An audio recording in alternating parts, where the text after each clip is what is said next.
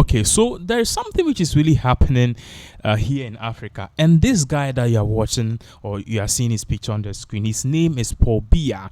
He is the president of Cameroon. Now, we all know that if you come to Ghana currently, one thing which is trending is the whole issue that has to do with stroke, and death reports of the people who are around the presidency. I'm talking about Eugene. I'm talking about people like Asante Bedie too.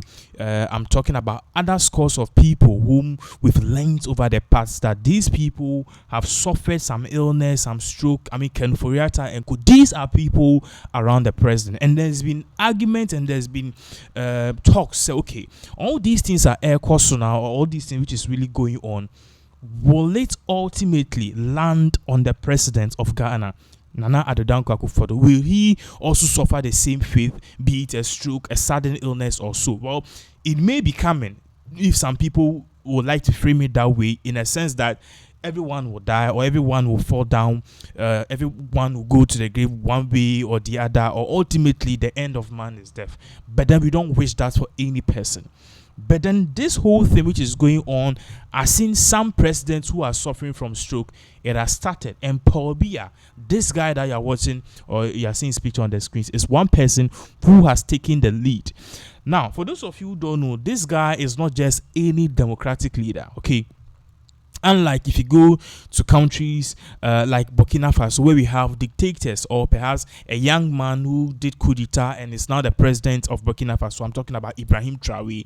In contrary, if you go to Cameroon, this guy, he also came to power through that kind of, Takashi level, or through that kind of coup d'etat level, okay? Even though ultimately history told us that the person who came to power, he was elected, but this guy was the vice president, and after he was the vice president, the president at that time resigned over economic hardship, and he took over, and this was almost over 45 to 50 years ago. And since then, this guy has created a one-party system, and he's been in power since. And in Cameroon, they've never had any new president apart from Paul Biya for the past 45 or 50 years. And what is shocking is that, according to the United Nations, this is the longest serving leader in the history of the whole wide world. Now, recently, we woke up to news. I wouldn't say it's a good news or it's a bad news, but I'm sure that some people of Cameroon will be saying that, okay, it's high time the leaders of Africa, if they are not willing to leave power, then nature will take its course. The nature which will take its course, or nature which will ultimately pull its revenge strings, is death. So we heard news that this particular president of Cameroon, Paul Biya, is seriously sick. Now, it all happened when he was scheduled to have a meeting in China with one of these Chinese leaders, Xi Jinping, and ultimately he couldn't have it, and then he was being kept behind closed doors. And then the rumor started falling up that this guy may be seriously sick, or is seriously sick. Now, the aides, his people around him, his aides, his entourage, his convoy, the people who were close with him, they were lip-tied. They did not want to. They don't want to say anything about the speculation which was going on social media. Is Paul Biya dead or not? Until BBC, CNN, and co gave a hint that this guy may be on the verge of death or even dead. In fact, some news portals, Voice of America, together with others, even wrote articles suggesting that this man might have passed on, and then there were some people in the military ranks who were trying to cover it up because they have plans to also ascend to the throne of power. And let's put this on the screens. These are the top stories in regards to Paul Biya. Okay, this is coming. The first one, as you can see on the far left on the screen, on the top, it says Paul Biya absence. Cameroon president finally seen in public. So for the first time that the death rumors were being fueled 2 weeks ago, he's dead and all of that, he's been seen in public. And this came from DW. He said, why Paul Biya remains Cameroon's president at 91 years. DW, Dutch World. That is the Germans' leading telecommunication or perhaps news outlet, DW, Dutch World. Said why Biya remains Cameroon's president at 91 years, and he, as I said, he's been president for almost 50 years. And France 24 says Paul Biya returns to Cameroon after weeks abroad amidst health rumors. And BBC is also saying that Paul Biya, Cameroon's president, defies death rumors. So clearly there is a great issue here with African leaders, and this whole thing that is going on, some African leaders who are ultimately overseeing corruption, who are ultimately overseeing certain bad things happening, if their aides are not indirectly suffering or being hunted down, or perhaps being struck down by nature's vengeance, talking about the stroke, talking about the death, talking about sickness, talking about all these kind of uncertainties that happens to human beings, and even money can't stop these kind of things, or money can solve these kind of sicknesses. These people indirectly, they are having the taste of their own venom in a way that the African people are really suffering.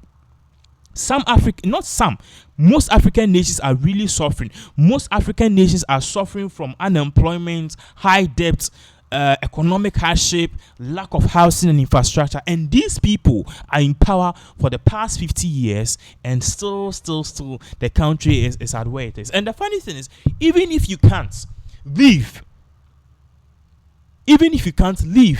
because at the end of the day, there are some people who really want to make a change. Because if you go to Cameroon currently, this particular Paul Biya, okay, he's a kind of a person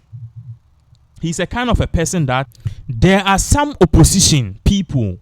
These opposition people, anytime they arise, or any opposition party arise, or they gain momentum in Cameroon that they want to make a change, then this Paul Biya, who have somehow created a one-party system in Cameroon, rise up and shuts them down, arrest them and puts them behind bars.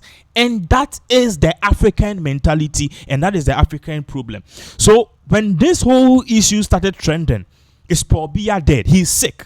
We can't see him for the past 5 weeks. We don't know where he is. All of these things is fueling talks, and ultimately Akuffo-Addo, a person like Akuffo-Addo's name comes into play because Paul Biya, Akuffo-Addo, they are related in terms of age. Akuffo-Addo is around 82 years or so, and Paul Biya is 91. Okay, Akuffo-Addo, his age is around 80 years or so, over 80 years. That's Akuffo-Addo's real age. Okay, Akuffo-Addo's age.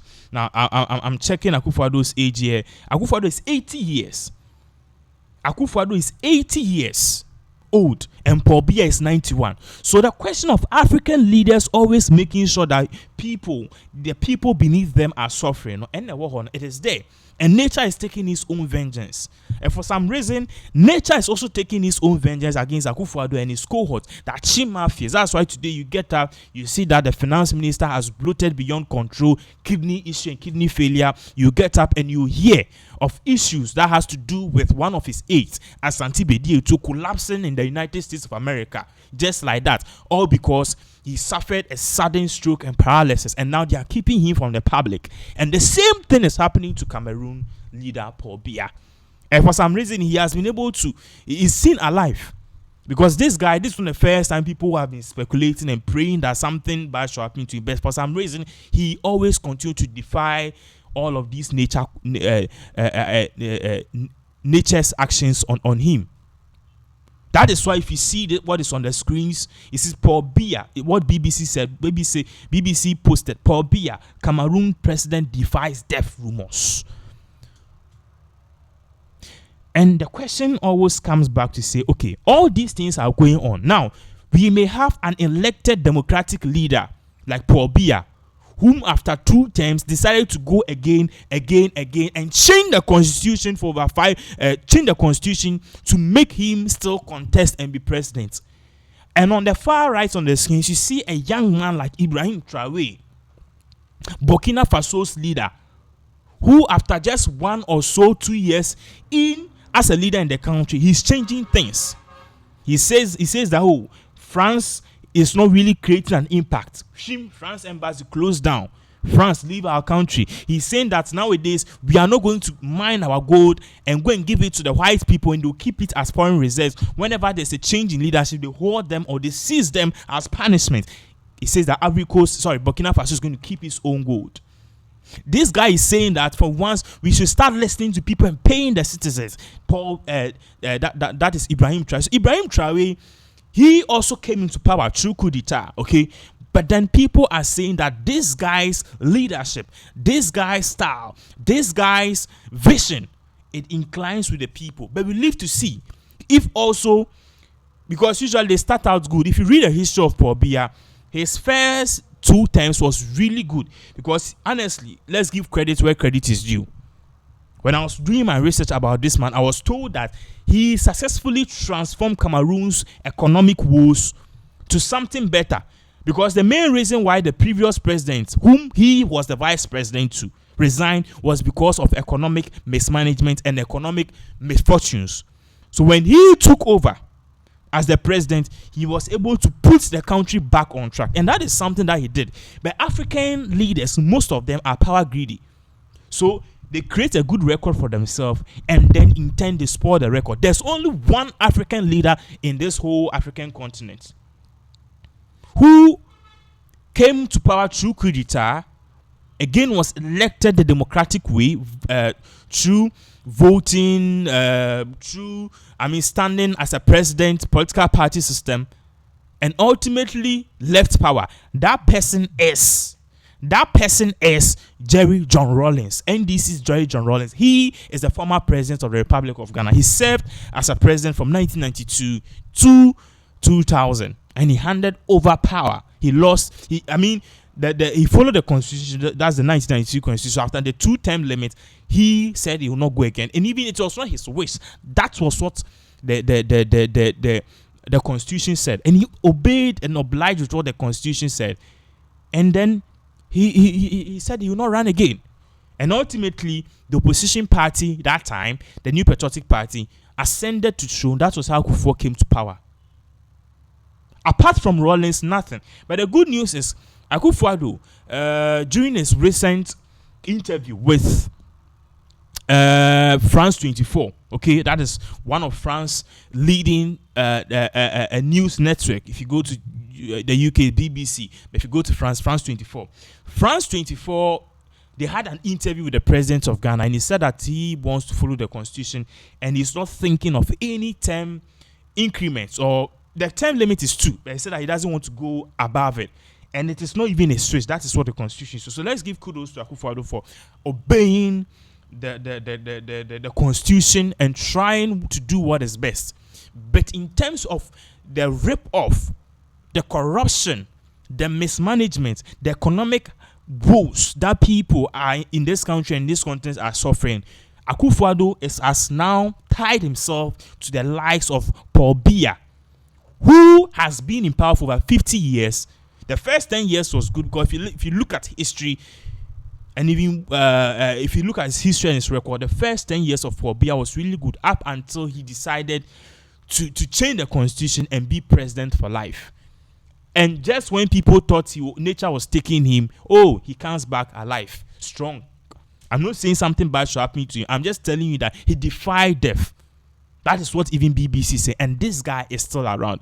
We are looking at this case closely. So now we have Paul Biya, the president of Cameroon, on one side. We have Akuffo, the president of Ghana, in the middle. And we have on the other side to Ibrahim Traore, who happens to be a leader of Burkina Faso. What do you think? Let us know what you think in the comment section.